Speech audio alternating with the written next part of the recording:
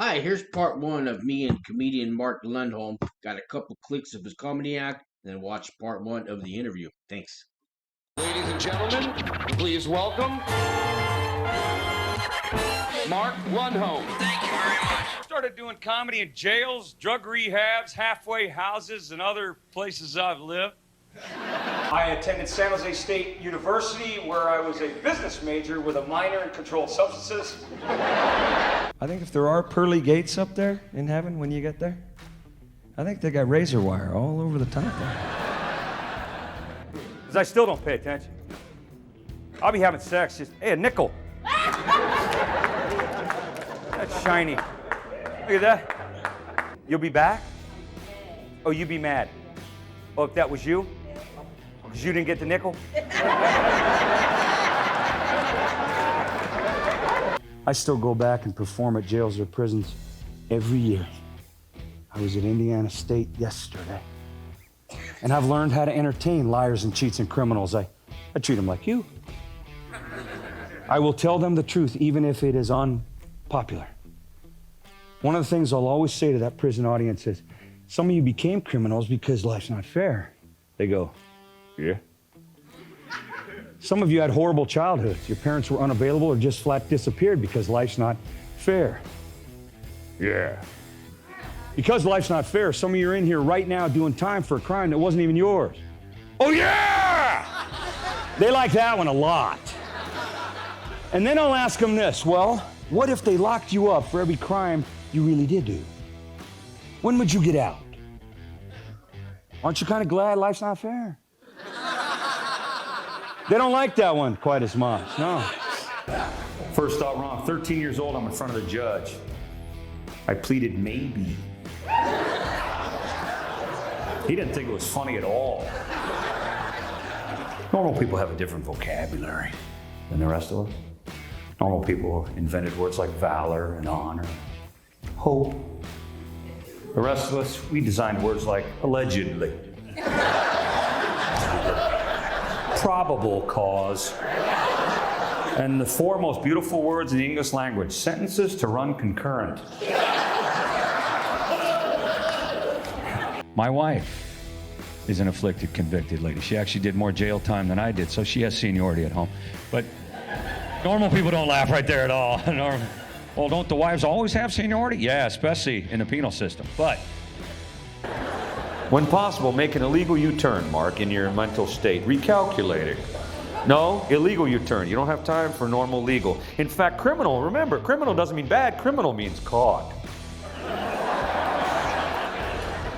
Normal people don't watch that show Cops and go, I did that too, right there. Run, my brother, whoa!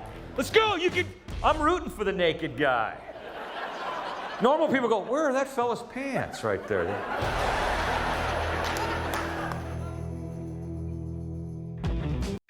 All right, there we're recording. Hi guys, welcome my YouTube people out there. My name's Sean. This is the Club Fed channel. We talk about white collar criminals and nonviolent criminals.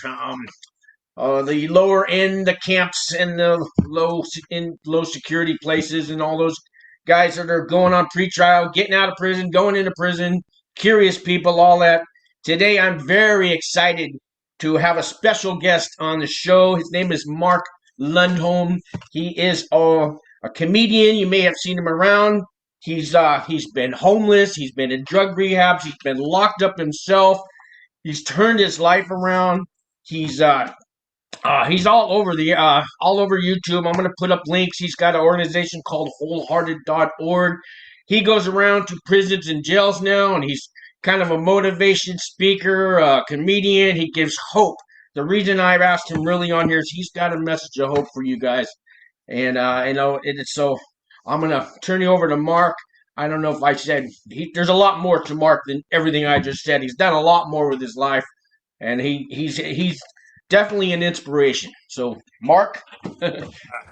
Okay, so thanks, Sean. And to all the guys in the hood out there, the hood you want to live in, brotherhood, manhood, fatherhood, the hood that we're invited to go back to because we've wandered off or distracted ourselves. Welcome. there is hope after dope. We go from dope to hope here. We go from lying and dying to living and giving here. We go from using and losing and sinking and drinking to staying and playing and praying here. That's what we get to do. Years later, we get to be introduced by somebody as a man who's done something with his life. I've done plenty with my life. Most of that is expunged now. Yeah.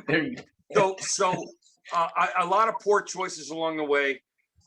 And poor choices along the way lead to a dead end.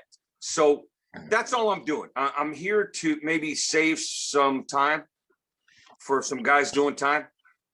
But I was locked up way before they caught me. Ah, know that feeling. Know that feeling. Yeah. You know, I'm locked up in one way, suicide on layaway.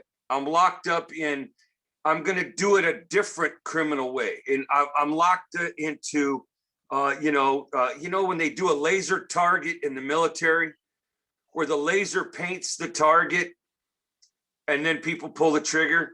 That laser on the target was always less than, not enough, more toxic, all those. I was lasered into, I'm going to do it different than normal people. Safe is too simple. So now that I've been out a while and my laser guidance is faith or forgiveness or trust or calm or patience. In the long run, it's a lot easier, man. You know, it might not be as adrenaline rush. It might not be as a big intrigue. Hey, you know, I at least want to get close enough to smell the pain. All that, you know, thug life wannabe hip hop, punch you in the face instead of listen to your heart. I know that language. But all it did was locked up, locked in, locked down, or in court, another night in county, some kind of charge that I caught because I couldn't stop that laser guided bottom. And I know that the guys listening today or watching know what I'm talking about. The criminal life is easy because I don't have to make any decisions. The criminal in me decides for me. And that's just not the way I live anymore, you know? So I was looking at your background there, Sean. Don't you wish when you were locked up, you could have the place to yourself? Oh, all to myself. That would be nice, you know? Yeah, just have me, just have me a cute CO. Just have me a cute CO who'd bring me lunch. And she don't even got to be that cute. She don't even got to be a she. Oh, no. You know what I mean? She can be huge. Just have her bring me my lunch. I was just telling people the other day on a video how there's nowhere to be alone in prison. I just couldn't find any privacy no matter where you go and somebody's listening. And and I was at a camp with no fences. I mean, I found a spot here or two, but you maybe get 10 minutes and then they walk up on you. And it's just, yeah, you're never alone like this in prison. Besides the voices in my head, there was voices everywhere else. Do you remember the first time you were locked up, Mark? Your first day, what it was like? Yeah, I was a kid. I went to kid prison. I mean, hard. Juvie? Where'd you go? Over here, San Mateo up in the hills, Hillcrest? Was that it? No, it was Martinez. Oh, okay, I heard about that one. And you know, it wasn't a juvenile hall kind of, hey, you guys line up. This was I'd already hurt somebody really bad, and because I'm a scared kid, so instead of forgiveness or questions, I'd rather throw a fist than a party, and I grew up in that house, and so if you weren't getting hit, you were hitting, and one of them was safer for a couple of seconds. None of it was safe. It was all dysfunctional and broken and messed up. But you know, I thought every house was like that. So it wasn't unusual for me to be in trouble. It was unusual for me to be in trouble away from the house. But the first time I was locked up, I remember thinking, this is like my home, but with more people. You know, there's a lot of, listen, there's one joke I tell when I'm doing a prisoner jail, and this goes from day one. Even juvie, even kid jail, even kid prison, because there's a huge difference, we know. Oh yeah. But this is one of the jokes I still do when I go to visit an institution. I was looking around thinking, hey, I'm comfortable here. I'm comfortable in a place where everyone's innocent and all the stories are true, you know, and Yeah. nobody talks about what they're doing right now. Everybody I've ever met who's locked up, who's locked down, talks about what they did, what they gonna do. What I did, what I'm gonna do. Nobody talks about right now, today, this instant. And so recovery for me, long-term recovery means I'm gonna talk about the now, the feeling I'm having today, or the feelings, plural, or the challenges.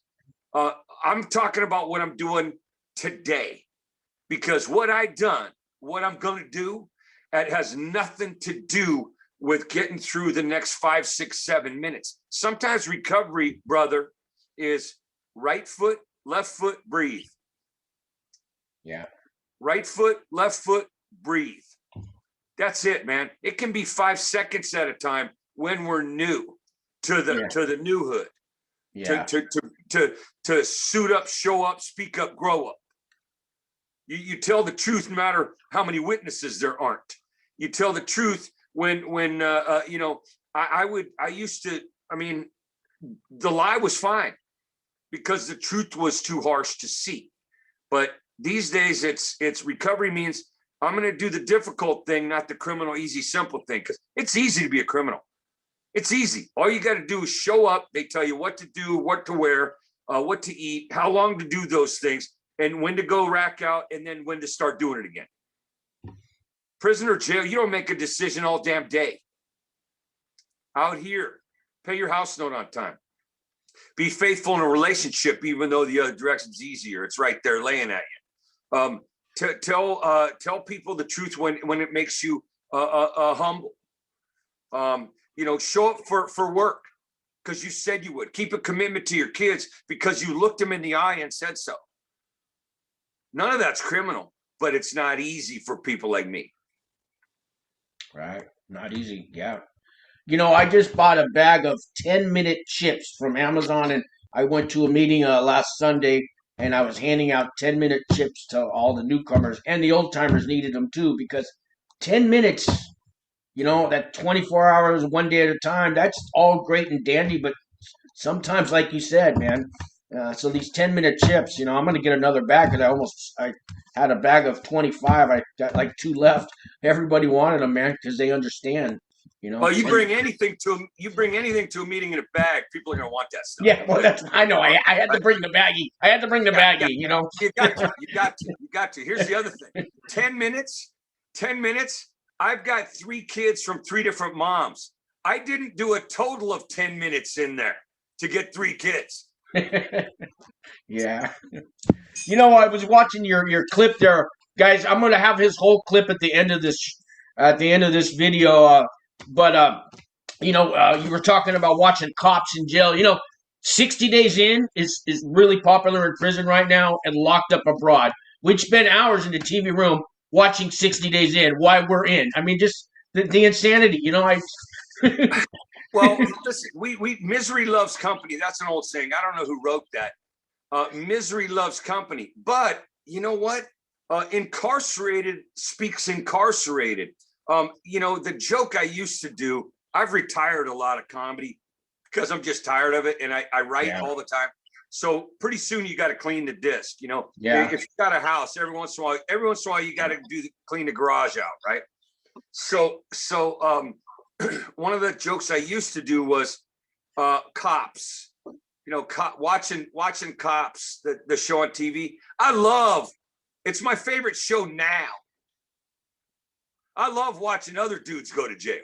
Yeah, something. But that, you know, and in a way that was true, but in a way it was more the identification. So, man, I understand. But listen, you're going to watch the same old, you're going to go same old. You know, what you know is where you go. If you know what you know, you go where you go. So if you want to know something different, you might want to try watching something different or talking something different. You know, pull a brothers aside, pull some guys aside. Now, if you're locked up watching this, you guys are in charge of your schedule at some point because you're sitting around on those tables we see behind Sean there, or you're in the pod. and you got some time to not brag about what you did, what you gonna do, but what you're doing now, which is, you know, what do I do with the fear of getting out? What do I do with the old lady I don't trust? What do I do with the kids I can't raise or not raising? Some other man's raising kids I made. Yeah. What am I Sancho gonna, and Juancho. Yeah. well, what am I going to do to make restitution? But right now, today, what am I doing with all this stuff I'm putting in that prison chest of mine? I'm locking it up in there. And the more stuff I stick in my chest, the less oxygen I can take in. So I got so much crap in here, I can't breathe right. Why don't you have a discussion about how you breathe? There's a lot of stuff we could do differently. And here's a shortcut for you. When I say shortcuts, I mean save you some time. If you want to do it better, you got to do it different. Different comes first. Better comes after different. So that's just one of the things I learned years after I was out. You know, I've been sober 32 years. Clean, sober, in remission, on track, better GPS toward manhood, brotherhood, fatherhood. I've been clean a long time. That doesn't give me any juice card or shot caller status. I'll tell you what it gives me. Credit for time served because I'm on the other side of the fence. And if you get out, you're going to be on the other side of the fence. You don't want to go back. You got to do something different because everybody knows how to go back. Yeah, they Everybody do. knows how to get caught. Everybody knows how to do what's the easy thing. It's a lot of work, but right foot, left foot, breathe. It's worth the work. So you want to go back more than you want to stay out, you're going to go back. You want to stay out more than you're going to go back, you're going to change. And I'm not preaching to people. I'm just telling you like it is, like the PO would tell you, but with a more eyeball to eyeball, because what you want to do is what you're going to do. You know, we change what we want. We change where we live. I don't ask permission to pee today or stand in line for chow. I don't ask permission to talk to somebody through plexiglass. I don't ask permission for very much today. That in itself is better than any dope I ever did.